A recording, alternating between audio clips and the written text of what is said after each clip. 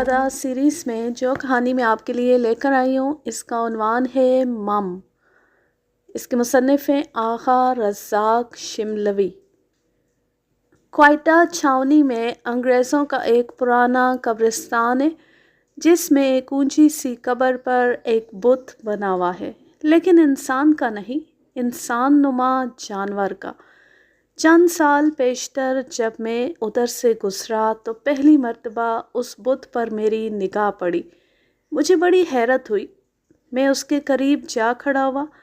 इंसान नुमा जानवर की कहानियाँ तो बहुत पढ़ी थीं, लेकिन उन्हें कभी हकीकत नहीं समझता था।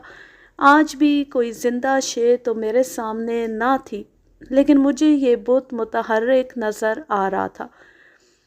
अगला निस्फ हिस्सा एक खूबसूरत औरत की मानंद था और पिछला धड़ शेर के मुशाबे।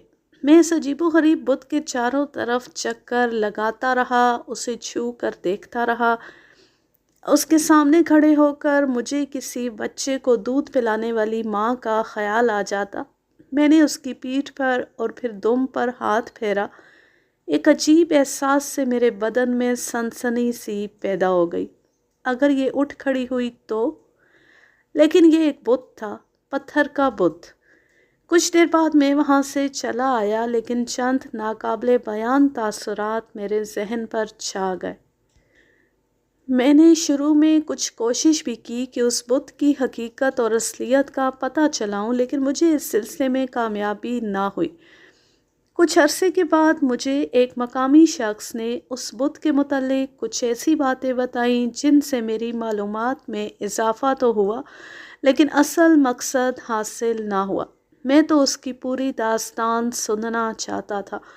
वक्त गुज़रता गया, बात आई गई हो गई। इसी दौरान मैं लाहौर चला गया। तकरीबन 2 साल के बाद मैं वापस क्वेटा आया और घूमते फिरते फिर उसी बुत के पास जा निकला। उसे देखकर मुझे यूँ महसूस हुआ जैसे उसे मेरा बड़ी देर से इंतज़ार था। एक खफीफ सी मुस्कुराहट उसके लबों पर थी। लांबे लांबे बाल उसके शानों पर बिखरे हुए थे और उसकी पथरीली निगाहें मुझे घूर रही थी। गोया पूछ रही हो, बताओ मेरा हाल मालूम हुआ या अब तक तुम मुझे नहीं जान सके। मैं काफ़ी देर उसे देखता रहा, फिर इस अज़्म के साथ लौटा कि किसी न किसी तरह इसकी हकीकत मालूम करके रहूँगा। और फिर एक मर्तबा चंद बुज़ुर्गों से मेरी मुलाकात हुई। उन्होंने उसके मुतल्लिक़ मुख्तलिफ़ रवायात और दास्तानें मुझे सुनाई, ताहम मरकज़ी नुक्ता सब का एक था। मेरी मज़ीद जुस्तजू ने मुझे बड़ी हद तक सही रवायात के करीब कर दिया। थोड़े बहुत तज़ाद के बावजूद तमाम रवायात एक जैसी मालूम हुई, इसलिए सब को अलग अलग बयान करना मुनासिब नहीं। मोतबर तरीन रिवायत मुलाहिज़ा फरमाइए। किसी ज़माने में क्वेटा के पहाड़ों में इस किस्म के जानवर मौजूद थे जो रफ्ता रफ्ता नापैद हो गए। इस जानवर को मम कहते हैं। नर की सूरत मर्द के मुशाबे और मादा की सूरत औरत की मानंद होती है। इस इंसान नुमा हैवान या हैवान नुमा इंसान में ये बात बड़ी हैरत अंगेज़ थी कि नर और मादा आम इंसानों की मुखालिफ जिन्स में दिलचस्पी लेते थे और मौका मिलने पर अपने मुखालिफ जिन्स को अगवा कर लेते और उसे अपने गार में ले जाकर पाँव के तलवे चाट चाट कर चलने के काबिल नहीं रहने देते थे। फिर इत्मीनान से अपने रिस्क की तलाश में निकल जाते। शाम को वापसी पर अपने साथी के लिए भी मखसूस किस्म की ग़ज़ा लाते जो इंतहाई ताकतवर ग़ज़ा होती और मुतमईन अज़दवाजी ज़िंदगी बसर करते। उमूमन उन्हें अपना शिकार खाना बदोश लोगों के काफ़िले में से मिलता जो पहाड़ी वादियों और रास्तों में रात बसर करने के लिए डेरे डाल देते और इधर उधर पड़ कर सो जाते थे। एक वक्त आया कि ये इंसान नुमा जानवर बिल्कुल नापैद हो गया, ताहम अंग्रेज़ों के अहद में यहाँ एक मादा मम मौजूद थी। چونکہ یہ ایک پسماندہ علاقہ تھا اس لیے عام لوگوں کو یہاں کی معلومات بہت کم تھی، بلکہ تھی ہی نہیں۔ یہ مم اکثر راتوں کو پہاڑوں سے اتر کر نیچے آتی، ادھر ادھر چکر لگاتی اور واپس چلی جاتی۔ اس کے چاروں پیر شیر کی طرح ہوتے ہیں، اس لیے چلنے میں آہٹ بھی نہیں ہوتی۔ ایک رات اس مم کو اپنا شکار مل گیا۔ وہ ایک طاقتور شخص تھا جو اسے دیکھتی سکتے میں آ گیا اور خوف و ہراس کی شدت سے شور بھی نہ مچا سکا۔ مم اسے اٹھا کر لے گئی۔ اب غار میں پہنچ کر اس مم نے اس شخص کے تلوے چاٹنے شروع کر دیے، یہاں تک کہ وہ جھلیوں کی مانند ہو گئے۔ یہ اقدام ظاہر ہے اس لیے کیا گیا تھا کہ وہ بھاگ نہ سکے۔ اس کے علاوہ مم نے اس کے ساتھ کوئی اور زیادتی نہیں کی۔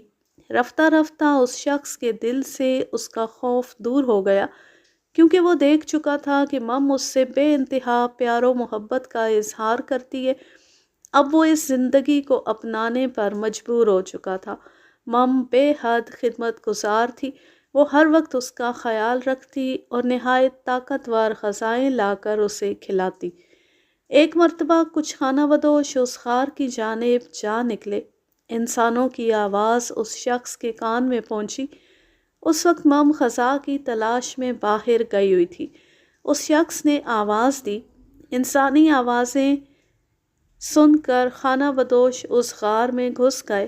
وہاں جا کر انہوں نے اپنی جیسا ایک انسان دیکھا جو بظاہر بالکل صحیح سلامت تھا، لیکن اس کے بدن پر کپڑے نہیں تھے اور وہ چلنے سے معذور تھا۔ وہ لوگ اسے دیکھ کر بہت حیران ہوئے۔ ان کے پوچھنے پر اس شخص نے اپنی پوری رحم کہانی سنا دی اور ساتھ ہی تاکید کی کہ اب وہ فوراً یہاں سے چلے جائیں ورنہ مم آ جائے گی اور ایک شخص بھی زندہ بچ کر نہ جا سکے گا۔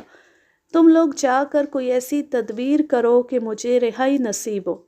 یہ سن کر وہ لوگ چلے گئے اور دوسروں سے ذکر کیا، لیکن اس طاقتور مم سے ٹکر لے کر اس شخص کو رہائی دلانے کی جرأت کسی میں پیدا نہ ہوئی۔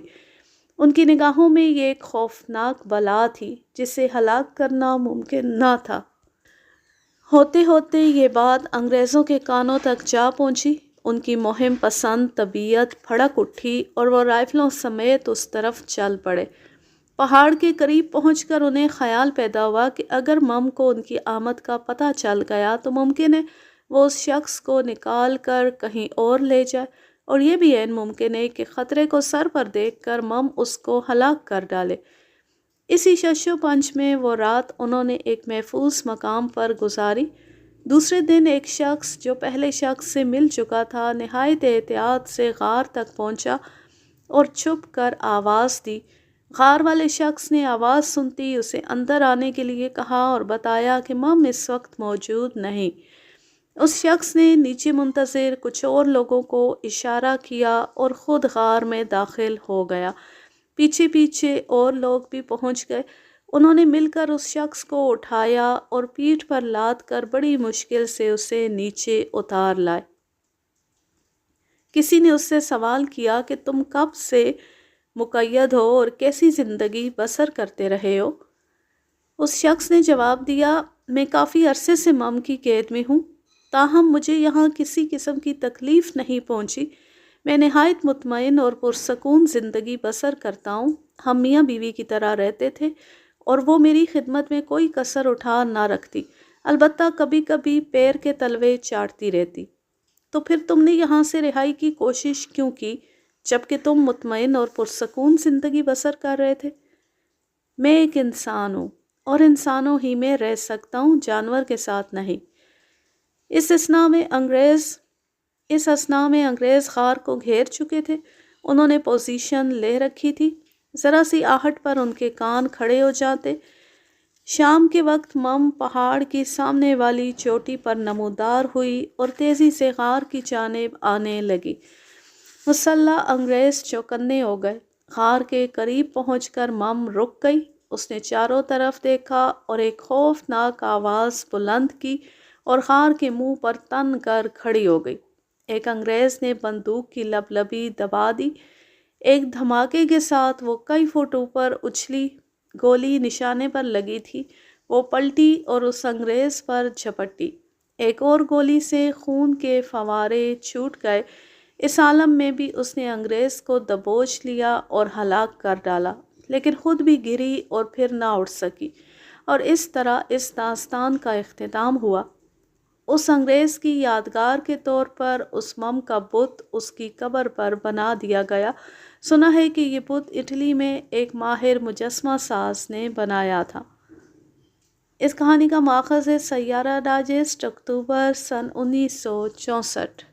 अब मैं लेती हूँ आपसे इजाज़त। जहाँ रहें खुश रहें, शादो आबाद रहें, हंसते मुस्कुराते रहें। अल्लाह हाफिज़, अल्लाह निगहबान।